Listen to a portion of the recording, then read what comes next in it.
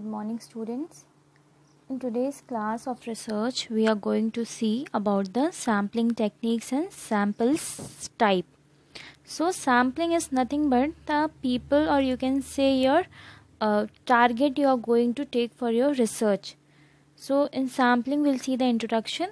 The process of selecting a number of individuals for a study in which a way that the individuals represent the larger group from which they were selected. So as I said, the sampling is nothing but the people, or you can say your target whom you are selecting for your research purpose. They are known as sampling, and the individuals whom you are selecting are known as sample.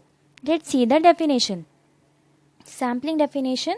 Sampling is the process of selecting units, example people, organizations, from a population of interest so that by studying the sample we may fairly generalize our results back to the population from which they were chosen. The process by which researchers select a representative subset or part of the total population that could be studied for their topic so that they will be able to draw conclusions about the entire population. So your sampling depends upon your interest. However, whatever the research statement you are going to select, according to that only you are going to select your sample, and that is called sampling. So unless and until you are not interested in the target in the, or you can say in the population, you are not going to select it. So as it is shown in the definition, it is telling selecting units. That can be people or that can be organization, but it will be according to your interest whom you are going to study for your research purpose. Now let's see the sample. A sample is a smaller collection of units from a population used to determine truths about the population. So sampling is huge group, and in that samples are the people whom you are selecting for your study purpose, those who are going to realize about the truth or reality of your topics. Then sampling frame, a list of all elements or other units containing the elements in a population. So all together what you are going to do in the sampling is coming under sampling frame, that is collection of the amount you are going to take. Then next we will move for the elements of sampling. So mainly there are two elements of sampling, that is study population and target population. Study population is that you are focusing on all the coverage, that is you can collect information from everything, but target population is that you are focusing on the main unit to have the information. Population, the larger group of individuals are selected to participate in a study. That only I have told. Population involves everyone that can be reached throughout to have a knowledge.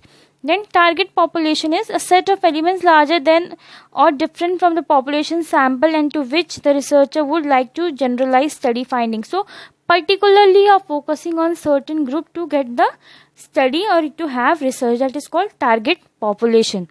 Then the purpose of sampling, why we need a sampling. To gather data about the population in order to make an inference that can be generalized to the population. Until and unless you are not having sample, you cannot proceed with your research study, because to conduct a research study, a researcher needs a sample, and so on. Sampling will be done to analyze the data. Then we are seeing the characteristics of a good sample, how your samples should be. So the characteristics of good samples are: a sample should be reliable, that is you can depend on your sample. Then a sample should be economical, it should not be very costly. Then a sample should be proportional, it should be equal on both the end. The sample should be good oriented, that is whatever sample you are taking, at least the person should be literate, so he can understand whatever you are trying to explain him. The sample should be appropriate in size, it should not be huge amount of or you can say more in number that it is out of your reach. So it should be in appropriate size so that you can approach your sample.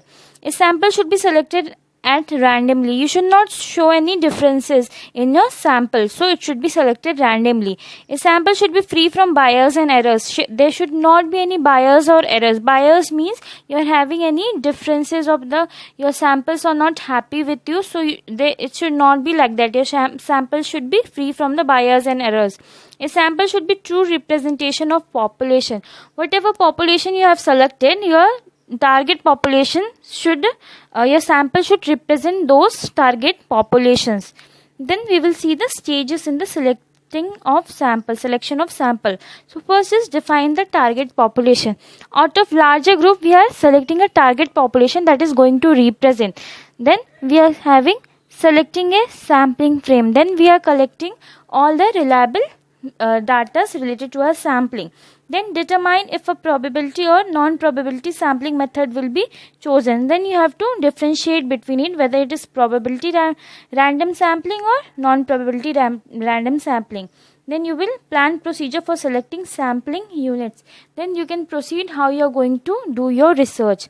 Then determine sample size. You should always determine the sample size, that is how much sampling size you have kept. Select actual sampling units, conduct fieldwork. Then whatever is meant for your sampling, you should select that units and you should proceed with the research. That is the steps you are going to do for selecting a sample. Then sampling criteria. What are the rules for sampling? Sampling criteria refers to the essential characteristics of a subject or respondent, such as ability to read and write, responses on the data collection instrument. So this is sampling criteria. Whatever samples you are taking, the sample should have the ability to read and write, response on the data collection instrument. So whatever instruments you are going to use on your samples, they should be able to respond to you. For example, if you are taking a child to a school, so before that a test is conducted for that child, whether the child can speak or not. Without that, there is no admission in the school.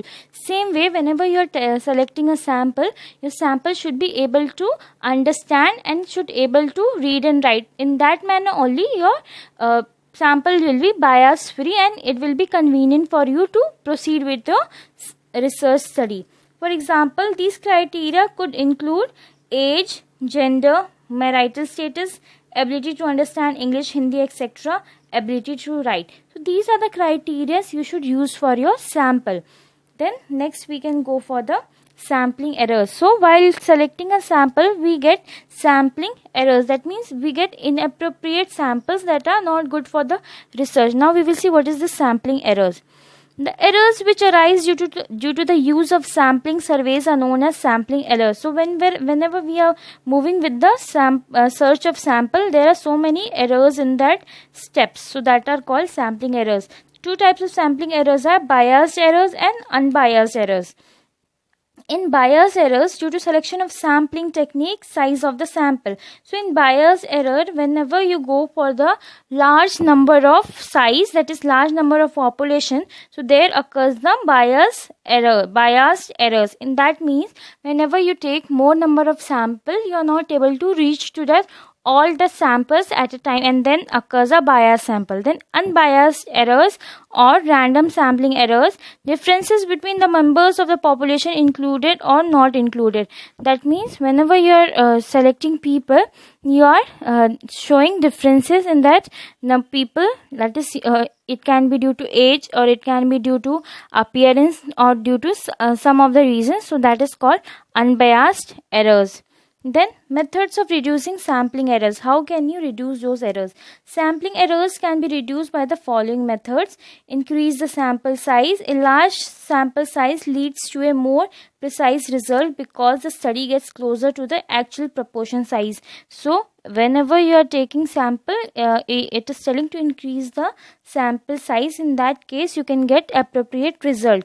Then randomize selections to eliminate bias. You do random sampling. That means you should not do particular selection. That for example, if you are given two things like chocolate and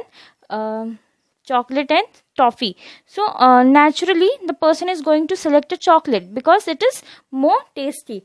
So that is called you're doing bias selection. But randomly, when we are going to take anything not depending on upon our taste, that is called unrandom sampling. So here it is telling you should not select it on the basis of randomization. You should select randomly. You should not take particular selections.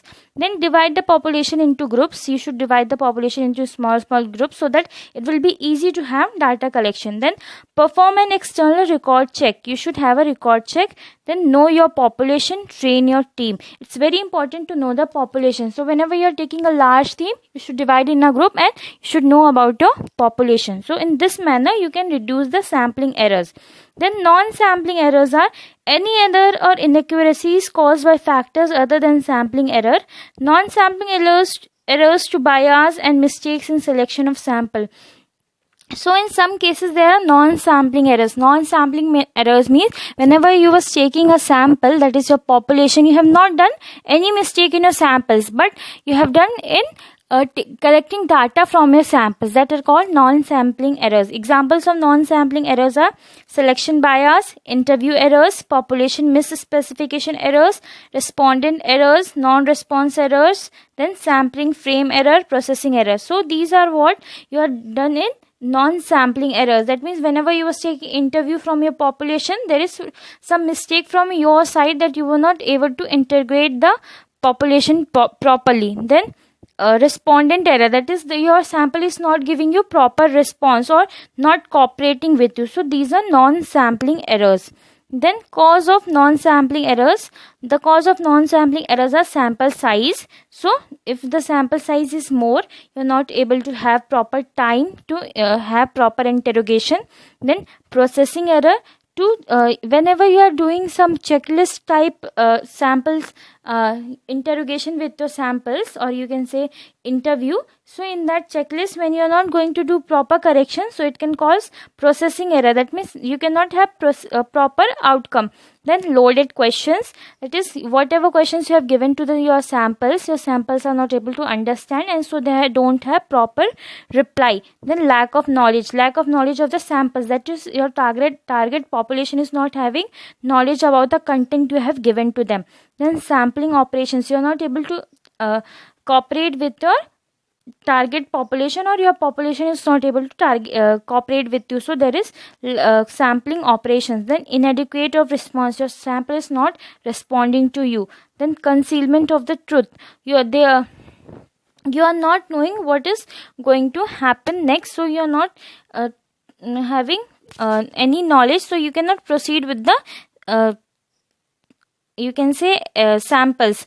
Then misunderstanding of the concept, whatever is going to happen in the research, the samples are unaware of it. So whenever you are doing something deep knowledge questioning, so they take as they misunderstood that thing and not cooperating with the researcher. So these are some causes of non-sampling errors.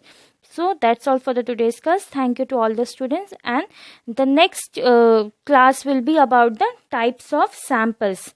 Thank you.